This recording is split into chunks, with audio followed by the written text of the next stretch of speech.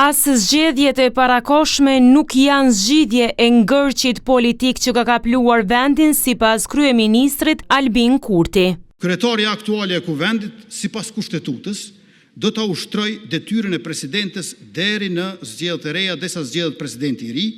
Pra vetvendosi do t'i mbajë 3 pozitat edhe gjatë periudhës zgjedhore. Nëse ka pengesa të ndryshme procedurale apo të tjera, deri me datën 4 tetor, Albulena Haxhiu është presidente. Nëse kemi zgjedhje dhe pas atyre zgjedhjeve e zgjedhim kryetarin e ri të kuvendit ose kryetarin e re të kuvendit, ai person bëhet sërish ushtrues detyre i presidentit.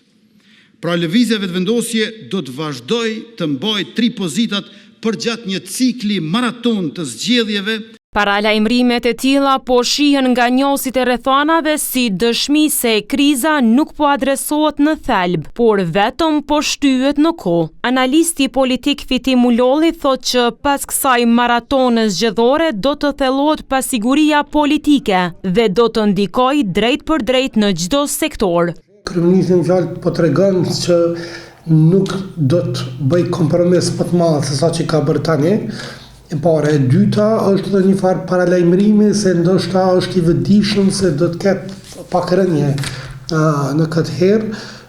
Arsyet janë goxha të dijshme, janë të bazuara në të dhëna, sepse në qoftë se zgjedhjet bëhen me 7 qershor ose eventualisht me 14, në cilat do nga këto data do të ketë prani shumë të ulët ose fare hiç të diasporës. E në zgjedhjet e 28 dhjetorit, diaspora ishte ajo që bëri ndryshimin. Ndërkaq, studiuesi i administratës publike dhe qeverisjes lokale Shkodran Rexha i druan se zgjedhjet e reja rrezikojnë të prodhojnë të njëjtin rezultat dhe ta rikthejnë vendin në pikën 0. Edhe pas këtij procesi zgjedhor, nuk ka marrëveshje politike, nuk ka konsenzus politik. Zgjidhje nuk do të kemi. Ose më mirë të them, do të kemi përsëritje të cikleve zgjedhore që do të shkojmë në një nivel ku edhe rëndësia e votës së qytetarit do të humbë. Mos harrojmë sot për momentin, rëndësia e votës së qytetarit kur nuk ka qenë më e dobët edhe mundësia me ndryshu, me ndiku qytetarin në ndryshimin e procesës ose rrjedhjes së proceseve kur nuk ka qenë më e vështirë. Në këtë rrethon, analistët vlerësojnë se dalja nga kriza nuk vjen përmes kutive të votimit, por përmes një marrëveshje politike që garanton funksionimin normal të institucioneve.